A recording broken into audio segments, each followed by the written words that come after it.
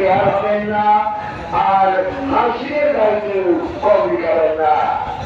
কেন কোরবানি দিচ্ছেন আপনি আল্লাহকে রাজি খুশি করেন? সেই কোরবানি হাসিনে তাই যদি আপনি কবি দেন তাহলে কি আপনার কোরবানি চলতে হবে? আপনি আপনাকেই বিশ্বাস করে থাকেন। তাই তো ভাই জানিয়ে দিচ্ছেন সঠিক মূল্যটা হাসিনের গাড়ি চালক।